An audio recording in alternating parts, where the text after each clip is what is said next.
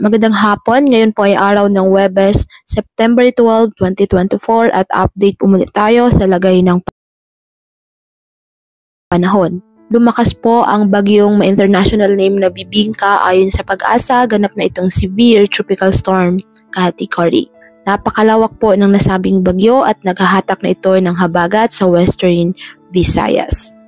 Sa lawak na impluwensya ng bagyong may international name na Bibingka sa habagat at monsoon trough, kahit hindi pa ito nakapasok ng ating PAR, nakakaranas na po ng maulang panahon ng ilang parte ng Visayas at Palawan.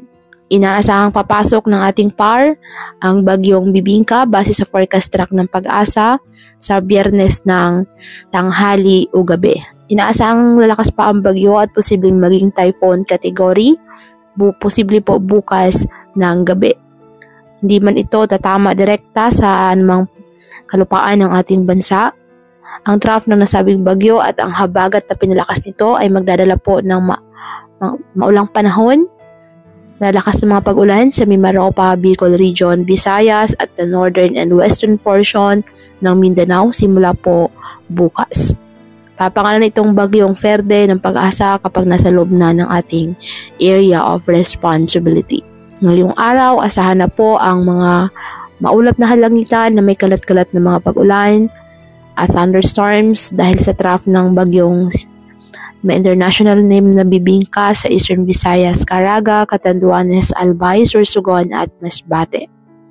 Ang Palawan, Occidental Mindoro, Romblon, nalalawing bahagi ng Visayas at Mindanao, asahan din po ang maulap na kalangitan na may kalat-kalat na mga pag-ulan at thunderstorms na dulot ng habagat. Ang Cagayan Valley, Aurora, Quezon at nalalabing bahagi ng Bicol Region, bahagyang maulap hanggang sa maulap na halangitan with isolated rain showers or thunderstorms, dulot pa rin po ng trough ng nasabing bagyo. Habang ang nalalabing bahagi ng Mimaropa at Calabarzon, apektado ng habagat, kaya asahan din po ang bahagyang maulap hanggang sa maulap na halangitan with isolated rain showers or thunderstorms. Habang ang Metro Manila at nalalabing bahagi ng Luzon ay apektado po ng mga localized thunderstorms. Kaya patuloy po natin na pinag-iingat ang ating mga kababayan sa banta po ng mga pagbaha at pagguho ng lupa, lalo na kapag may malalakas na ulan, at ugaliin po na magdala palagi ng payong o kahit anong panangga sa ulan sa tuwing lalabas ng ating mga tahanan. At yan po muna ang update sa lagay ng panahon ngayong araw.